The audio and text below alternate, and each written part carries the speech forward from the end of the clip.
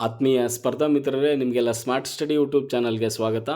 ಈ ದಿನ ನಡೆದಂತಹ ಕೆಸೆಟ್ ಪರೀಕ್ಷೆಯ ಸಾಮಾನ್ಯ ಜ್ಞಾನ ಅಂದರೆ GK ಪೇಪರ್ನ 50 ಪ್ರಶ್ನೆಗಳ ಕೀ ಆನ್ಸರ್ಗಳನ್ನು ಈ ವಿಡಿಯೋದಲ್ಲಿ ನಾವು ಹೇಳಿದ್ದೀವಿ. ಇವು ತಾತ್ಕಾಲಿಕ ಕೀ ಉತ್ತರ ಅಂತ ಅಭ್ಯರ್ಥಿಗಳು ಭಾವಿಸಬೇಕು. ಈ ಕೀ ಉತ್ತರಗಳು ಅಥವಾ ಕೀ ಆನ್ಸರ್ಗಳು D2 ವರ್ಷನ್ ಕೋಡ್ಗೆ ಸಂಬಂಧಪಟ್ಟಿವೆ ಅಂತ ನಿಮ್ಮ ಗಮನದಲ್ಲಿ ಇರಲಿ. ನೋಡಿ, ಮೊದಲ ಪ್ರಶ್ನೆಯನ್ನು ನಾವು ನೋಡೋದಾದರೆ ಹೊಂದಿಸಿ ಬರೆಯಿರಿ ಇದೆ. ಈ ಹೊಂದಿಸಿ ಬರೆಯಿರಿ ಅನ್ನೋ ಒಂದು ಪ್ರಶ್ನೆಗೆ, ಮೊದಲ ಪ್ರಶ್ನೆಗೆ ಸರಿಯಾದ ಆಯ್ಕೆ ಅಥವಾ ಸರಿಯಾದ ಉತ್ತರ ಯಾವುದಾಗುತ್ತಂದರೆ ಆಪ್ಷನ್ 1 ಸರಿಯಾದ ಉತ್ತರ. ಎರಡನೇ ಪ್ರಶ್ನೆ, ಇಮೇಲ್ನಲ್ಲಿ CC ಮತ್ತು BCCಗಳ ಬಗ್ಗೆ ಯಾವ ಹೇಳಿಕೆಗಳು ಸರಿಯಾಗಿವೆ ಅಂತ ಇದೆ. ಎರಡನೇ ಪ್ರಶ್ನೆಗೆ ಆಯ್ಕೆ 3 ಸರಿಯಾದ ಉತ್ತರ ಆಗುತ್ತೆ. ನೋಡಿ, 3 ಸರಿಯಾದ ಉತ್ತರ. ಎರಡನೇ ಪ್ರಶ್ನೆಗೆ 3 ಸರಿಯಾದ ಉತ್ತರ. ಇನ್ನು ಮೂರನೇ ಪ್ರಶ್ನೆಯನ್ನು ಗಮನಿಸಿದರೆ, ಈ ಕೆಳಗಿನ ಹೇಳಿಕೆಗಳನ್ನು ಪರಿಗಣಿಸಿ ಅಂತ ಇದೆ. ಇದು 3 ಆಯ್ಕೆ 3, ಇದು S1 ಮತ್ತು S2ಗಳು ಎರಡೂ ಸರಿಯಾಗಿವೆ ಅಂತ ಆಗುತ್ತೆ. ಮೂರನೇ ಪ್ರಶ್ನೆಗೆ ಆಯ್ಕೆ 3 ಸರಿಯಾದ ಉತ್ತರ. ಇನ್ನು ನಾಲ್ಕನೇ ಪ್ರಶ್ನೆಯನ್ನು ಗಮನಿಸಿದರೆ, ವಿದ್ಯಾರ್ಥಿಗಳ ಕಲಿಕೆಯನ್ನು ಉತ್ತಮಗೊಳಿಸಲು ICT ಇದು ಒಂದು ಉತ್ತಮ ಬಳಕೆ ಅಂತ ಇದೆ. ನಾಲ್ಕನೇ ಪ್ರಶ್ನೆಗೆ ಆಯ್ಕೆ 3 ಸರಿಯಾದ ಉತ್ತರ ಆಗುತ್ತೆ. ನೋಡಿ ಅಭ್ಯರ್ಥಿಗಳೇ, ಪ್ರತಿ ವಿದ್ಯಾರ್ಥಿಯು ತನ್ನ ಮಟ್ಟಕ್ಕೆ ತಕ್ಕಂತೆ ಕಲಿಕೆಗೆ ಸಹಾಯ ಮಾಡುವ ಕಲಿಕೆ ಆ್ಯಪ್ಗಳನ್ನು ಬಳಸುವುದು ಅಂತ ಇದೆ. ಇನ್ನು ಐದನೇ ಪ್ರಶ್ನೆಯನ್ನು ಗಮನಿಸಿ. ಐದನೇ ಪ್ರಶ್ನೆಯ ಆಯ್ಕೆ ಗೂಗಲ್ ಫಾರ್ಮ್ಗಳ ಯಾವ ವಿಶಿಷ್ಟ ಲಕ್ಷಣಗಳು ಅದನ್ನು ಸಮೀಕ್ಷೆಗಳಿಗೆ ಸೂಕ್ತವಾಗುತ್ತದೆ ಅಂತ ಇದೆ. ಐದನೇ ಪ್ರಶ್ನೆಗೆ ಸರಿಯಾದ ಉತ್ತರ ಆಯ್ಕೆ 2. ಇನ್ನು ಆರನೇ ಪ್ರಶ್ನೆ, ಜೀವ ವೈದ್ಯಕೀಯ ತ್ಯಾಜ್ಯ ನಿರ್ವಹಣಾ ಇದೇನಿದೆಯಲ್ಲ, ಈ ಆರನೇ ಪ್ರಶ್ನೆಗೆ ಸರಿಯಾದ ಉತ್ತರ ಆಯ್ಕೆ 3. ಚುಚ್ಚಲಾಗದ, ಸೋರಿಕೆಯಾಗದ, ವಿರೂಪಗೊಳಿಸಲಾಗದ ಬಿಳಿ ಡಬ್ಬಗಳಲ್ಲಿ ಇದನ್ನ ಸಂಗ್ರಹಿಸಿಡಬೇಕು ಅಂತ ಇದೆ. ಇನ್ನು ನೋಡಿ, ಏಳನೇ ಪ್ರಶ್ನೆಗೆ ಸರಿಯಾದ ಉತ್ತರ 20 ಇದೇನಿದೆಯಲ್ಲ, ಈ ಏಳನೇ ಪ್ರಶ್ನೆಗೆ ಆಯ್ಕೆ 1 ಸರಿಯಾಗುತ್ತೆ. ಆಯ್ಕೆ 1 ABC ಅಂತ ಏನಿದೆಯಲ್ಲ, ಏಳನೇ ಪ್ರಶ್ನೆಗೆ ಆಯ್ಕೆ 1 ಸರಿಯಾಗುತ್ತೆ. ಇನ್ನು ಎಂಟನೇ ಪ್ರಶ್ನೆಯನ್ನು ನೋಡಿ, ವಿಶ್ವಸಂಸ್ಥೆ ಸುಸ್ಥಿರ ಅಭಿವೃದ್ಧಿಯ ಗುರಿ SDG 10 ಯಾವುದಕ್ಕೆ ಸಂಬಂಧಿಸಿದೆ ಅಂತ ಇದೆ. ಆಯ್ಕೆ 2 ಏನಿದೆಯಲ್ಲ, ಅಸಮಾನತೆಯನ್ನು ಕಡಿಮೆಗೊಳಿಸುವುದು ಅಂತ, ಇದು ಸರಿಯಾದ ಉತ್ತರ ಆಗುತ್ತೆ. ಇನ್ನು ಅರ್ಥವರ್ ಅಂತೇಳಿ ಏನಿದೆಯಲ್ಲ, ಇದು ಪ್ರಶ್ನೆ ಸಂಖ್ಯೆ 9. ಇದಕ್ಕೆ ಆಯ್ಕೆ 2 ಸರಿ ಹೊಂದುತ್ತೆ. ಆಯ್ಕೆ 2 ಇಲ್ಲಿದೆ. 9ನೇ ಪ್ರಶ್ನೆಗೆ ಅವುಗಳಲ್ಲಿ 3 ಮಾತ್ರ ಸರಿಯಾಗಿದೆ ಅಂತ ಏನಿದೆಯಲ್ಲ, ಇದು ಸರಿಯಾದಂಥ ಉತ್ತರ. ಅರ್ಥವರ್ ಇದು 9ನೇ ಪ್ರಶ್ನೆಗೆ ಸರಿಯಾದ ಉತ್ತರ ಆಯ್ಕೆ 2. ಇನ್ನು ನೋಡಿ, 10ನೇ ಪ್ರಶ್ನೆಗೆ ಆಯ್ಕೆ 4 ಸರಿಯಾದ ಉತ್ತರ ಆಗುತ್ತೆ. ಆಯ್ಕೆ 4 ಸರಿಯಾದ ಉತ್ತರ. ಪ್ರಶ್ನೆ ಸಂಖ್ಯೆ 10 ಅಂದರೆ ಎ ಮಾತ್ರ ಸರಿ ಅಂತ ಏನಿದೆ ಪ್ರಶ್ನೆ. ISAಗೆ ಸಂಬಂಧಿತ ಹೇಳಿಕೆ ಇದು. ಆಯ್ಕೆ 1 ಮಾತ್ರ ಸರಿಯಾಗಿದೆ, ಉಳಿದವೆಲ್ಲ ರಾಂಗ್ ಅಂತ. ಹಾಗಾಗಿ 10ನೇ ಪ್ರಶ್ನೆಗೆ ಆಯ್ಕೆ 4 ಸರಿಯಾದ ಉತ್ತರ. ಇನ್ನು 11ನೇ ಪ್ರಶ್ನೆಯನ್ನು ನೋಡಿ, ಇದು ಈ ಕೆಳಗಿನ ಯಾವುದು ಬೌದ್ಧ ಶಿಕ್ಷಣದ ಲಕ್ಷಣವಲ್ಲ ಅಂತ ಇದೆ. ಆಯ್ಕೆ 2 ದೈಹಿಕ ದಂಡನೆ ಏನಿದೆಯಲ್ಲ, ಇದು ಆಯ್ಕೆ ಲಕ್ಷಣ ಅಲ್ಲ, ಇದು ಬೌದ್ಧ ಶಿಕ್ಷಣದ್ದು. ಹಾಗಾಗಿ ಸರಿಯಾದ ಉತ್ತರ 11ನೇದಕ್ಕೆ 2ನೇದು ಆಯ್ಕೆ 2 ಸರಿಯಾದ ಉತ್ತರ ಆಗುತ್ತೆ. ಇನ್ನು 12ನೇ ಪ್ರಶ್ನೆಯನ್ನು ಗಮನಿಸಿದರೆ ನಾವು, 12ನೇ ಪ್ರಶ್ನೆಗೆ ಸರಿಯಾದ ಉತ್ತರ ನೋಡಿ, ಆಯ್ಕೆಗಳನ್ನು ಕೊಟ್ಟಿದ್ದಾರೆ. 12ನೇ ಪ್ರಶ್ನೆಗೆ ಸರಿಯಾದ ಉತ್ತರ ಯಾವುದಪ್ಪ ಅಂದರೆ ಆಯ್ಕೆ 4. 12ನೇ ಪ್ರಶ್ನೆಗೆ ಆಯ್ಕೆ 4 ಸರಿಯಾದ ಉತ್ತರ. ಇನ್ನು 13ನೇ ಪ್ರಶ್ನೆಯನ್ನು ನಾವು ನೋಡಿದರೆ, 13ನೇ ಪ್ರಶ್ನೆ ಇಲ್ಲಿ ಒಂದು ಹೊಂದಿಸಿ ಬರೆಯಿರಿ ಅಂತ ಇದೆ. ಅಟಲ್ ಇನ್ನೋವೇಷನ್ ಮಿಷನ್, ಈ ಥರ 13ನೇ ಪ್ರಶ್ನೆ. ಇದಕ್ಕೆ ಸರಿಯಾದ ಉತ್ತರ ಯಾವುದು 13ನೇ ಪ್ರಶ್ನೆಗೆ ಅಂದರೆ ಆಯ್ಕೆ 1 ಸರಿಯಾಗುತ್ತೆ. ಅಂದರೆ ಎಗೆ 2, ಬಿಗೆ 3, ಸಿಗೆ 4, ಡಿಗೆ 1 ಅಂತ. ಈಗ 13ನೇ ಪ್ರಶ್ನೆಗೆ ಆಯ್ಕೆ 1 ಸರಿಯಾದ ಉತ್ತರ. ಇನ್ನು 14ನೇ ಪ್ರಶ್ನೆ ನೋಡಿ, 14ನೇ ಪ್ರಶ್ನೆಗೆ ಆಯ್ಕೆ ಇದು ಸ್ವಲ್ಪ ಗೊಂದಲ ಇದೆ. ಇದು ನೋಡಿ, AICTನೂ ಆಗುತ್ತೆ, NITSನೂ ಆಗುತ್ತೆ. ನೋಡೋಣ ಫೈನಲ್ ಕೀ ಆನ್ಸರ್ ಏನು ಬರುತ್ತೆ. ಇವೆರಡೂ ಹಾಕಿದರೆ ನೋಡೋಣ ನೀವು ಸೇಫ್ ಅಂತ. ಏನು ಬರುತ್ತೋ ಫೈನಲ್ ಕೀ ಆನ್ಸರ್ ನೋಡೋಣ. ಹಾಗೆಯೇ 15ನೇ ಪ್ರಶ್ನೆಯನ್ನು ನೋಡಿದರೆ, ಮೌಲ್ಯಯುತ ಶಿಕ್ಷಣದ ಪ್ರಮುಖ ಅಂಶಗಳು ಅಂತ ಏನಿದೆಯಲ್ಲ, 15ನೇ ಪ್ರಶ್ನೆಗೆ ಆಯ್ಕೆ ಎ ಸರಿಯಾದ ಉತ್ತರ. ACE ಅಂತ ಸರಿಯಾದ ಉತ್ತರ ಆಗುತ್ತೆ.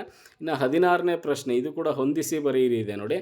16ನೇ ಪ್ರಶ್ನೆಗೆ ಸರಿಯಾದ ಉತ್ತರ ಆಯ್ಕೆ 4 ಸರಿಯಾದ ಉತ್ತರ ಆಗುತ್ತೆ 16ನೇ ಪ್ರಶ್ನೆ. ಇನ್ನು 17ನೇ ಪ್ರಶ್ನೆಯನ್ನು ನೋಡಿ, ಯೋಜನಾಧಾರಿತ ಮೌಲ್ಯಮಾಪನವನ್ನು ಬಳಸುವುದರ ಪ್ರಯೋಜನಗಳೇನು ಅಂತ ಇದೆ. 17ನೇ ಪ್ರಶ್ನೆ. ಈ 17ನೇ ಪ್ರಶ್ನೆಗೆ ಆಯ್ಕೆ 2 ಸರಿಯಾದ ಉತ್ತರ. ವಿಮರ್ಶಾತ್ಮಕ ಚಿಂತನೆಗಳನ್ನು ಮತ್ತು ಸಮಸ್ಯೆ ಪರಿಹಾರಗಳ ಕೌಶಲ್ಯಗಳನ್ನು ವರ್ಧಿಸುತ್ತದೆ ಅಂತ ಏನಿದೆಯಲ್ಲ 17ನೇ ಪ್ರಶ್ನೆಗೆ ಆಯ್ಕೆ 2 ಸರಿಯಾದ ಉತ್ತರ.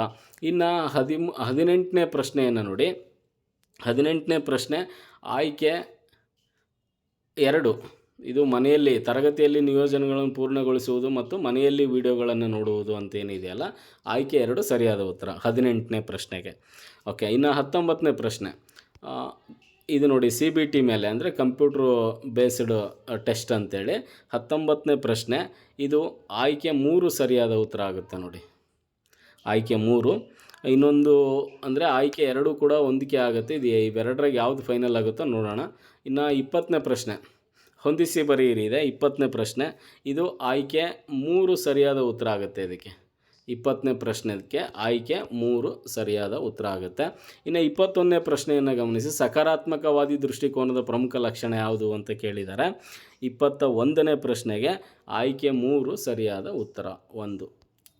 21ನೇ ಪ್ರಶ್ನೆಗೆ ಆಯ್ಕೆ 3 ಅಸ್ತಿತ್ವದಲ್ಲಿರುವ ಉದ್ದೇಶಗಳು, ಮಾಪನ ಮಾಡಬಹುದಾದ ವಸ್ತುಸ್ಥಿತಿಗಳು ಮತ್ತು ಕಾನೂನುಗಳನ್ನು ನಿರ್ವಹಿಸುವ ವಿದ್ಯಮಾನ ನಂಬಿಕೆ ಅಂತ ಏನಿದೆಯಲ್ಲ 21ನೇ ಪ್ರಶ್ನೆಗೆ ಆಯ್ಕೆ 3 ಸರಿಯಾದ ಉತ್ತರ ಆಗುತ್ತೆ. ಇನ್ನು ನೋಡಿ 22ನೇ ಪ್ರಶ್ನೆ.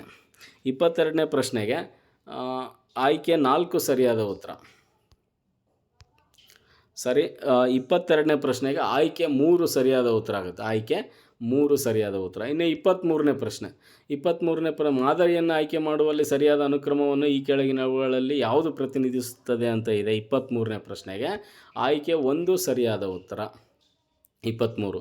ಇನ್ನು 24ನೇ ಪ್ರಶ್ನೆಯನ್ನು ಗಮನಿಸಿ. ಸಮಾಜ ವಿಜ್ಞಾನ ವಿಜ್ಞಾನ ಮತ್ತು ಶಿಕ್ಷಣ ಕ್ಷೇತ್ರಗಳಲ್ಲಿ ಈ ಕೆಳಗಿನ ಯಾವ ಸ್ವರೂಪಣ ಶೈಲಿಯನ್ನು ಸಾಮಾನ್ಯವಾಗಿ ಬಳಸಲಾಗುತ್ತದೆ ಅಂತ ಏನಿದೆಯಲ್ಲ 24ನೇ ಪ್ರಶ್ನೆಗೆ ಅಮೇರಿಕನ್ ಸೈಕಾಲಜಿಕಲ್ ಅಸೋಸಿಯೇಷನ್ ಇದು ಸರಿಯಾದ ಉತ್ತರ.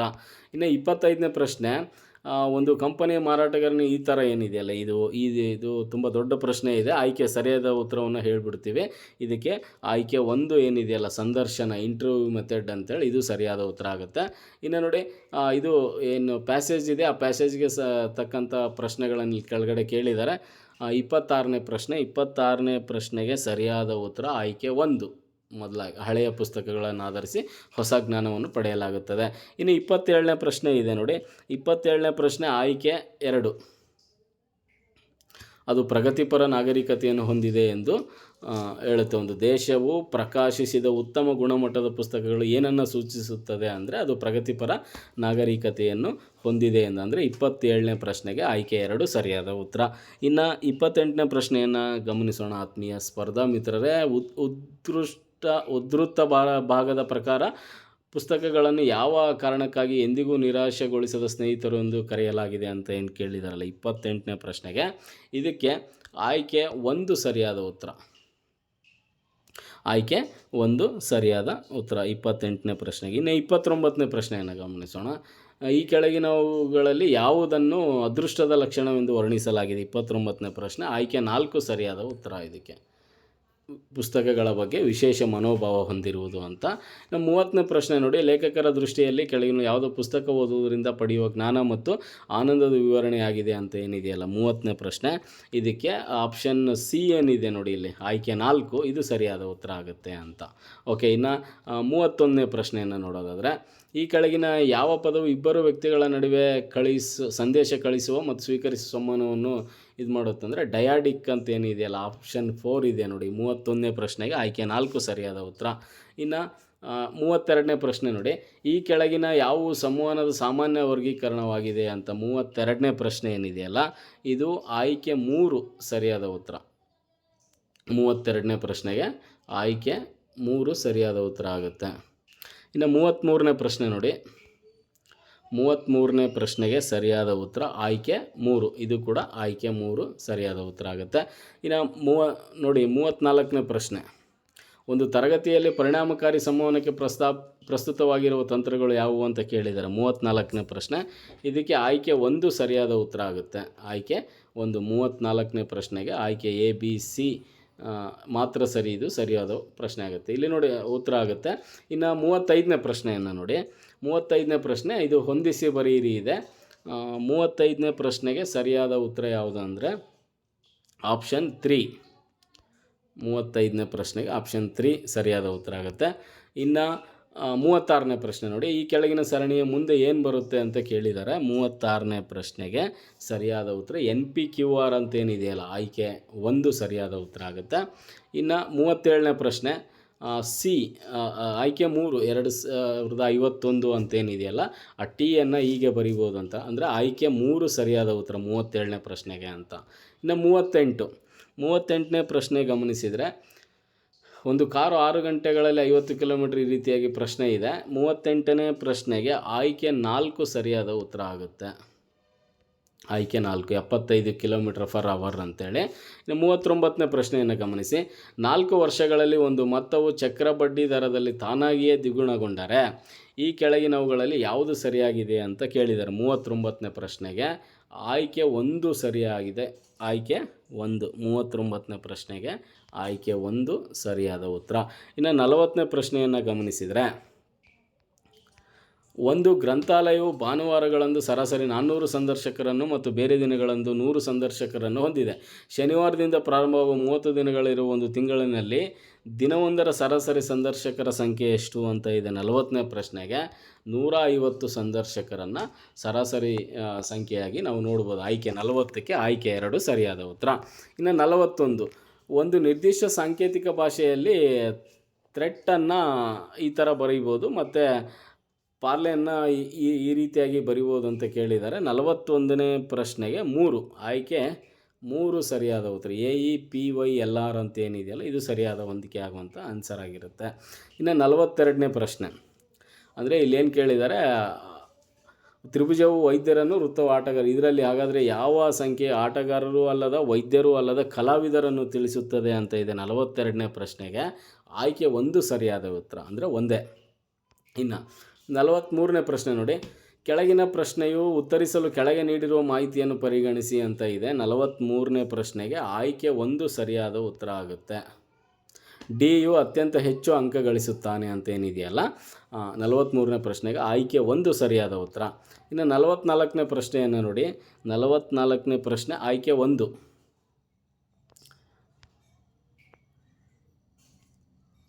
44ನೇ ಪ್ರಶ್ನೆಗೆ ಆಯ್ಕೆ 1 ಏನಿದೆಯಲ್ಲ, ಇದು ಸರಿಯಾದ ಉತ್ತರ ಆಗುತ್ತೆ. ಇನ್ನು 45ನೇ ಪ್ರಶ್ನೆ ನೋಡಿ, 45ನೇ ಪ್ರಶ್ನೆಗೆ ಇದೇನು ಸರಣಿ ಸಮಸ್ಯೆ ರೇಖಾಚಿತ್ರಗಳನ್ನು ಕಂಟಿನ್ಯೂ ಯಾವುದಾಗುತ್ತೆ ಅಂತ ಕೇಳಿದ್ದಾರೆ. 45ನೇ ಪ್ರಶ್ನೆಗೆ ಸರಿಯಾದ ಉತ್ತರ 3, ಸಿ, ಆಯ್ಕೆ ಸಿ. ಇಲ್ಲಿರುತ್ತೆ ನೋಡಿ ಕೆಳಗೆ, ಆಯ್ಕೆ ಸಿ ಸರಿಯಾದ ಉತ್ತರ 3 ಅಂತ. ಇನ್ನು ನೋಡಿ 46ನೇ ಪ್ರಶ್ನೆ, ಒಂದು ಫ್ಲೈ ಚಾರ್ಟ್ ಕೊಟ್ಟಿದ್ದಾರೆ, ಇದೆ ಪೈ ಚಾರ್ಟ್ ಕೊಟ್ಟಿದ್ದಾರೆ. ಇದಕ್ಕೆ ಸಂಬಂಧಪಟ್ಟಂಥ ಪ್ರಶ್ನೆಗಳನ್ನು ಕೇಳಿದ್ದಾರೆ ಕೆಳಗೆ. ಇದು ವಿದ್ಯಾರ್ಥಿಗಳ ಅನುಪಾತ ಎಷ್ಟು ಅಂತ ಕೇಳಿದ್ದಾರೆ. ಪ್ರಶ್ನೆ ಸಂಖ್ಯೆ 46.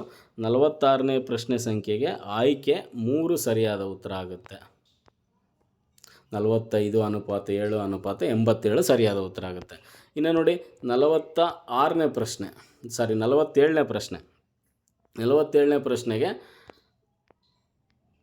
ಏಪ್ರಿಲ್ನಲ್ಲಿ ಪಟ್ಟಣ ಬಿನಲ್ಲಿ ಮಾರಾಟವಾದ ವಸ್ತುಗಳು ಅದೇ ತಿಂಗಳಿನಲ್ಲಿ ಪಟ್ಟಣ ಎನಲ್ಲಿ ಮಾರಾಟವಾದ ವಸ್ತುಗಳಿಗಿಂತ ಶೇಕಡ ಎಷ್ಟು ಹೆಚ್ಚಾಗಿರುತ್ತದೆ ಅಂತ 47ನೇ ಪ್ರಶ್ನೆ ಕೇಳಿದ್ದಾರೆ. ಇದಕ್ಕೆ ಸರಿಯಾದ ಉತ್ತರ 47ನೇ ಪ್ರಶ್ನೆಗೆ 40%. 40% ಏನಿದೆಯಲ್ಲ, ಆಪ್ಷನ್ 2 ಇದು ಸರಿಯಾದ ಉತ್ತರ. ಇನ್ನು 48ನೇ ಪ್ರಶ್ನೆ ನೋಡಿ, ಇಲ್ಲಿ ಯಾವುವು ಸರಿಯಾಗಿವೆ ಅಂತ ಕೇಳಿದ್ದಾರೆ. ಒಂದು ಪ್ರಶ್ನೆ ಇದೆ 48ನೇ ಪ್ರಶ್ನೆ.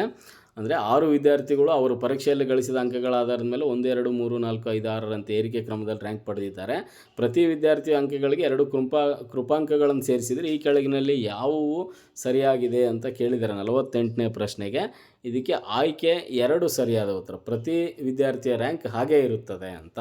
ಕಂಟಿನ್ಯೂ ರ್ಯಾಂಕಿಂಗ್ ಇದ್ದಾಗ ಮತ್ತು ಕೃಪಾಂಕ ಅಷ್ಟೇ 2 ಕೊಟ್ಟರೆ ಪ್ರತಿ ವಿದ್ಯಾರ್ಥಿಯ ರ್ಯಾಂಕ್ ಕೂಡ ಹಾಗೇ ಇರುತ್ತದೆ ಅನ್ನೋದನ್ನು ನಾವು ನೋಡಬೇಕಿಂತ. ಇನ್ನೊಂದು 49ನೇ ಪ್ರಶ್ನೆ ನೋಡಿ, ಇದು 49ನೇ ಪ್ರಶ್ನೆಗೆ ಸರಿಯಾದ ಉತ್ತರ ಏನಿದೆ 23, 27 ಏನಿದೆಯಲ್ಲ, 23% ಹಾಗೂ 27% ಇದೆಯಲ್ಲ, ಇದು ಸರಿಯಾದ ಉತ್ತರ ಆಗುತ್ತೆ 49ನೇದಕ್ಕೆ.